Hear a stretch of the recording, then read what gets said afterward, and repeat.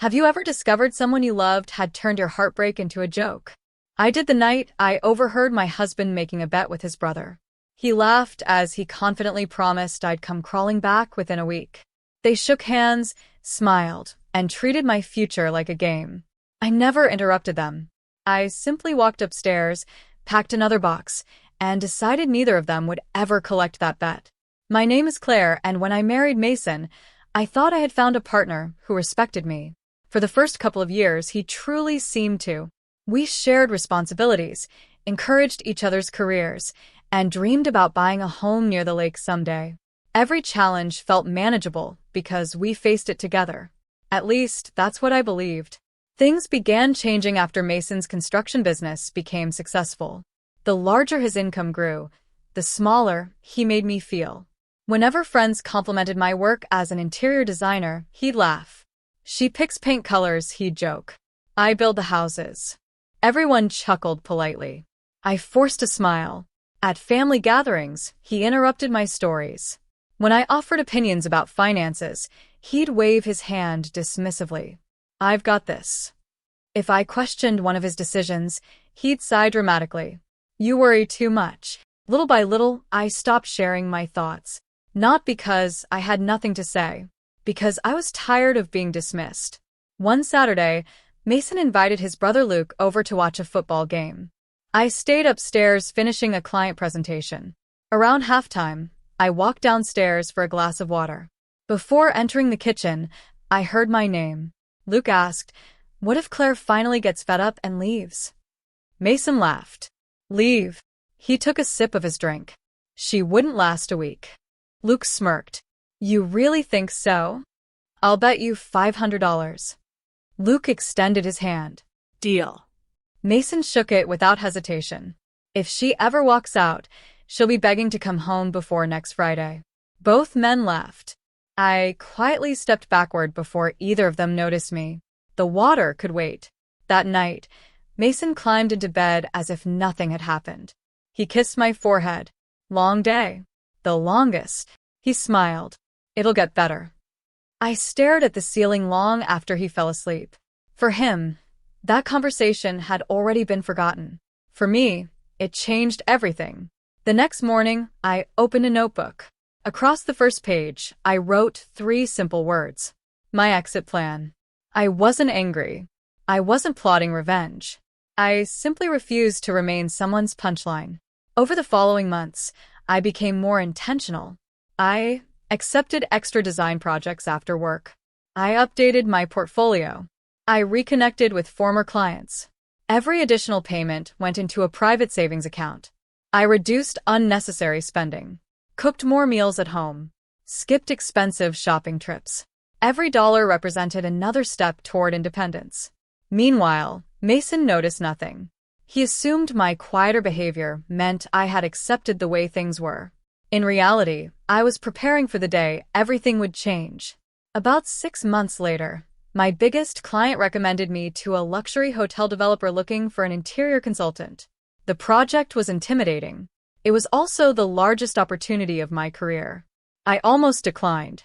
Then I remembered Mason's laughter. I accepted immediately. The project demanded long evenings and occasional weekends. When I told Mason about it, he barely looked up from his phone. As long as dinner's ready. That sentence hurt more than I expected. Not because he forgot to congratulate me. Because he genuinely believed my dreams should always come second.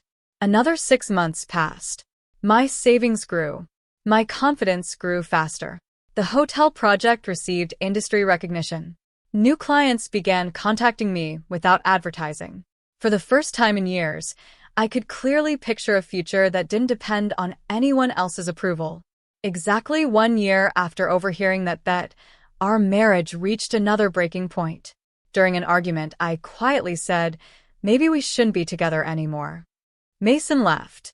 Just like before. Please. He crossed his arms. You'd be back in a week. I looked at him calmly.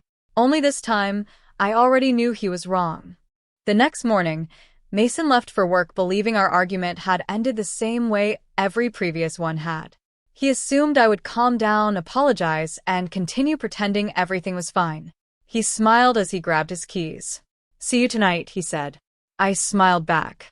"No," I whispered after the door closed. "You won't." I waited until his truck disappeared around the corner before picking up my phone. The moving company arrived exactly at 9. Everything had already been packed into neatly labeled boxes over the past several weeks. Important documents were stored safely in my work bag. The furniture I had purchased before our marriage was ready to go. I wanted a peaceful departure, not another exhausting confrontation. The movers worked quickly. Within 3 hours, the house no longer looked like my home. Before leaving, I placed my wedding ring beside a handwritten letter on the kitchen table. It wasn't angry. It wasn't cruel. It simply said, "I heard the bet.